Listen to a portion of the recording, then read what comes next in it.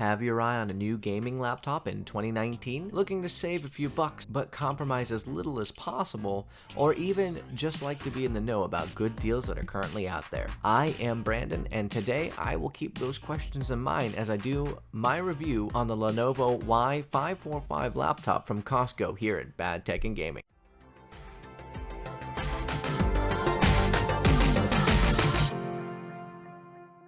Let's jump right on in. To catch you up if you've never seen one of my reviews before, I use 4 categories to help explain the product in question: great, good, bad, and horrible. Don't forget to stick around to the end for the buying recommendation. Starting off with the greats. In August 2019, I could not find a better value for a laptop than this one when I purchased it for $1,100. There are laptops with the same or similar chassis, but the internals are just not the same for the same price range. They always make you sacrifice something, and here are a few examples. And just to let you know, there will be links in the description so you can check them out on those websites that they came from as well. The first one that we have an example of is on Amazon. It's a Lenovo Legion 15.6-inch backlit gaming laptop. It has an i7H 6-core processor, but 8 gigs of RAM, whereas this one that I have is 16 gigs. The one on Amazon only has 512 gigabyte solid state drive and a GTX 1650.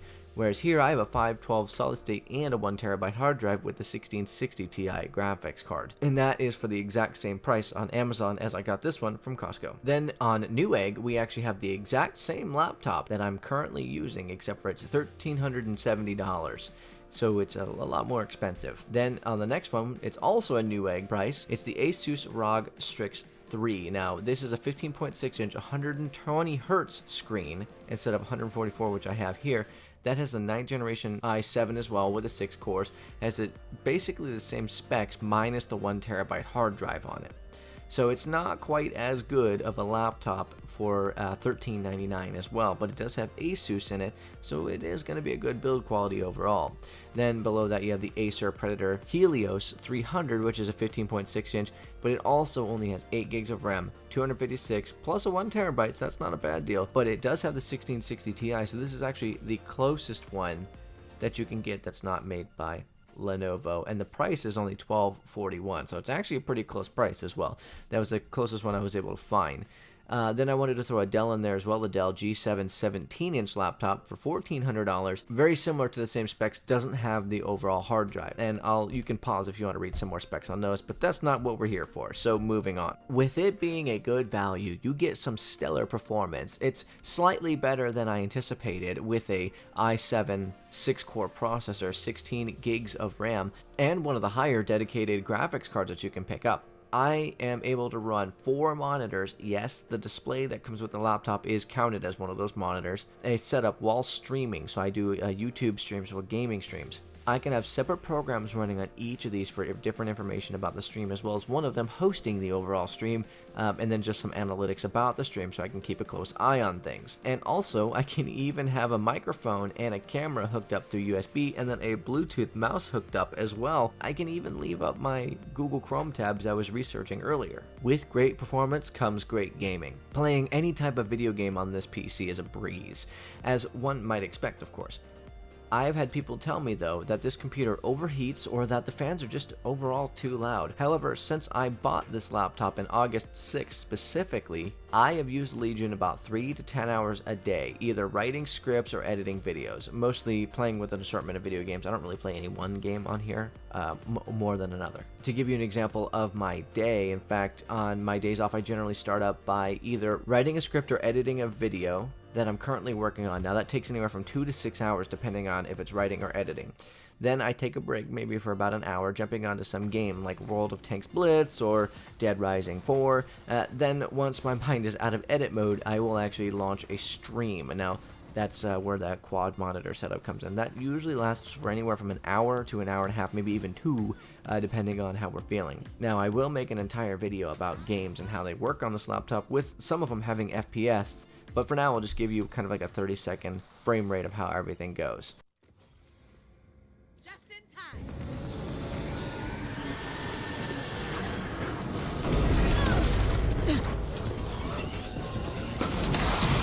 Sniper!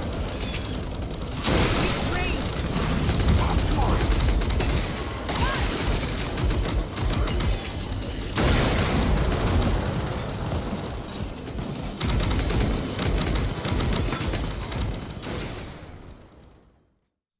and I'll post that video in a card above, so look up there and click on that if you want to watch that video as well. With the power comes a great ability to edit and render video. I've been able to do 1080p so far with Intel's 6-core processor. Rendering speeds are smooth and fast. In-app lag is extremely minimal. The only time that I have an issue is when the program just doesn't want to work, and that's usually not a processor problem, just maybe a bug within the actual app. In fact, I'm able to run DaVinci Resolve 1080p video, which is not a big deal, but it's running a second display wirelessly while using DaVinci's dual monitor setup, and I can plug in a third display with Chrome open on it for research and fact checking if I would like, so I can have all of that set up and it works just fine. One thing that makes this laptop feel faster than it actually is the 144Hz display.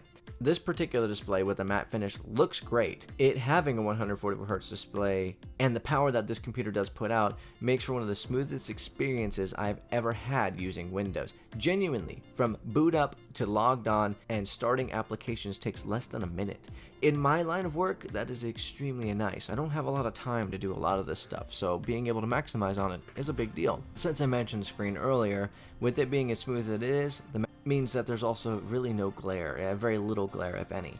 It does get bright and colors feel more accurate than my Galaxy Note 9 on stock Vivid settings. One of the things that I was looking for in a computer was build quality, and one of the things that helps this one stand out a tad bit is the fact that the screen is actually pressed back into the device, just slightly into the lid. On my old laptop, the screen was flush. It was a touch screen, and it would get imprints of keys on the screen if I left it closed for a few days.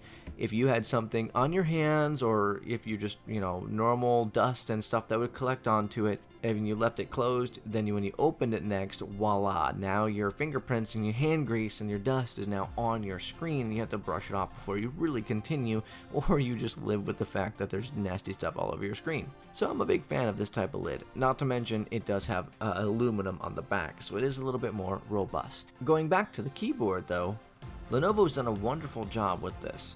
Once you get past the awkward number pad, typing for an extended period of time is actually a joy on this computer. The keys have a rubbery, plastic-ish kind of feel to them, but do not feel cheap, and the travel is nice and tactile. However, it is a bit mushy at times, but the trade-off there is that it's actually pretty quiet. It's not super loud. After using it to type out a few reviews, there is this weird sense that the keyboard was designed completely by itself, as though Lenovo said, okay, let's take our business ThinkPad keyboard and make it a little more flashy with some lights, and then put it into the gaming lineup. It's actually really great. Maybe it's just the key shape or size. I'm not sure. Speaking of size, with the size per performance that you get here, the laptop is 5.2 pounds and 1.1 inches thick. That means that this laptop is very portable. Now, it's no Ultrabook, but for a gaming laptop with desktop grade performance, it is very portable. There are two fans on this device that intake underneath the keyboard and then blow out the back of the device overall. This helps dissipate heat from the big processor and GPU that's in the computer. However, I have noticed that sometimes the rather loud fans do randomly turn on for a second and then turn off. For example of how it sounds, it goes from making almost no noise to, okay, the sound of a small USB fan that you would use in the heat to cool yourself off, to, okay, now this is a 20-inch fan that you would put in your bedroom to help you fall asleep at night. The surface of the device does get warm under intense use, but never too hot. Under normal use, it rarely gets warm at all. Also on the back of the device is where most of the I/O is, and it's actually very good on this laptop. You have on the left and right sides of the laptop a USB 3.1 port. On the left side is a headphone jack, that's it. Everything else is actually on the back.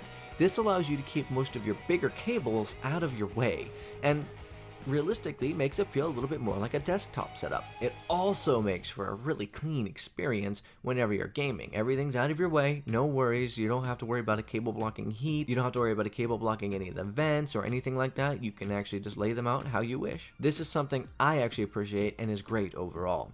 That port selection, there are actually a lot of different ports on this particular Legion.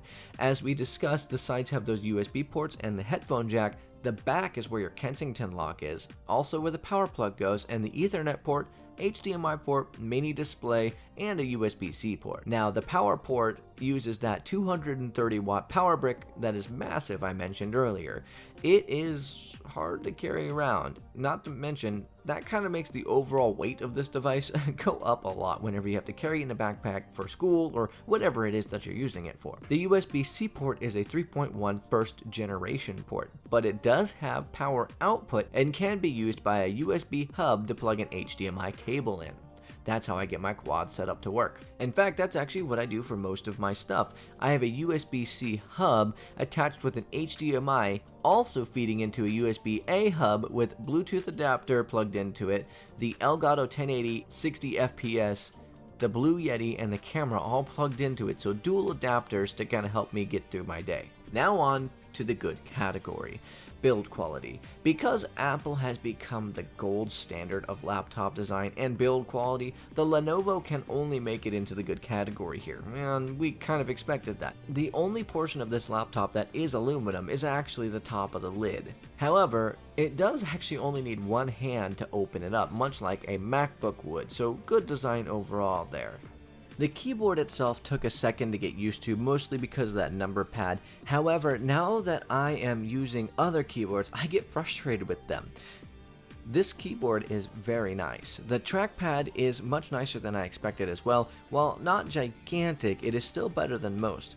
It has a plastic build and a multi-touch with Windows precision-driven accuracy that makes for an easy-to-use overall experience that I realistically don't feel needs much improvement, other than maybe it could be glass and a little bigger. That's about it. The bottom is plastic as well and can be removed easily if needed. However, one thing I've come to appreciate is the plastic on the Legion is actually very nice. It's a little bit thicker of a plastic and does not scratch at all, so it always keeps your device looking nice. Well, it is black, so I do get dog hair and dust on it, and that is very frustrating. Design. The overall design of the device, I think, would depend on your preferences, really. But with the vents and ports going out the back, the screen slightly repressed into the device, and a solid, comfortable keyboard and trackpad, I think that's a good design. And because of that good design here, Lenovo has managed to make a device that I look forward to using day in and day out. So that's going to be in the good category. The speakers here get loud. Quality-wise, they're not fantastic, I'm not going to lie. However, they're not bad either, because they do really get loud without distorting a ton, so I'll keep them in the good category. But my Surface has better quality speakers overall. Now, they don't get louder, and they distort a little bit when you get to the high end of those ones, but they do sound clearer when it's mid-volume. Gaming/business vibe. This is a device that I could take into work, and I wouldn't draw a ton of attention. Realistically, the only portion of this that looks gamer-esque is the fact that it's angled in the vents in the back. Most ordinary people are not going to know what the Y stands for on the back of it as well. However, for those like myself who like to show off a bit more, it still does subtly give off that gamer presence to satisfy those needs that people have here. One thing I wanted to mention, and the last thing in the good category, and it's placed last for a purposeful reason, the place where you rest your arms, right underneath the keyboard, is rubbery, and that is so nice. It feels great, and you can sit there and have your hands there without getting irritated for a long time. However, onto the bad category, the sticker placement that's on that particular pad is extremely annoying. It irritated my arm after a long gaming or typing session, and this really doesn't make sense since you move the trackpad off-center to the left, yet you keep your sharp stickers on the left as well. Why not move them to the right where there's plenty of space and I rarely ever put my hands over there? That would just make sense. Also in the bad category is actually the hard drive for gaming. The hard drive works great for storing files and most programs, but for gaming it's not great. While the SSD works fantastically, when I install large games, I like to put them on the hard drive because it's a terabyte versus 512 gigs. However, they don't always work consistently. I frequently, when I open up one game, I have to power the device down and power it back up before I can open up another or different game. Now, that's only with games I've noticed on the Microsoft Game Pass, so that might actually be a problem with that. Steam games don't seem to have this issue. Only once have I had that issue with Steam games, and I think it was me not restarting after I installed like 5 different things. So I take that with a grain of salt. Now on to the last category, the horrible category, the battery. Less than advertised. I literally get 2 to 3 hours of battery life out of this thing before it dies. Be prepared to keep that gigantic power adapter with you at all times and don't expect to get a work day out of this device. Literally 3 hours. There is a hybrid mode you can put it in that does help with that. You can use the integrated graphics instead of the dedicated graphics, and that does help a bit. But I mean, it's not much. In conclusion, this is a fantastic device for $1,100, and I highly recommend it, even if it was $1,400. The only real compromises I can hear, for a gaming laptop of course, is that it doesn't have RGB lighting, and it just would be nice. If you can get over the battery life and that RGB problem, I would recommend this powerhouse of a laptop to anyone who needs the horsepower, and even to some of those who don't and just want a lot of storage and a great overall experience. Also, don't forget, the screen is not touchscreen. But with that being said, that is all I have to say about the device. Don't forget to like and subscribe. Also, check out the link in the description if you're looking to purchase them as well. Thank you so much for your time. It is time to end.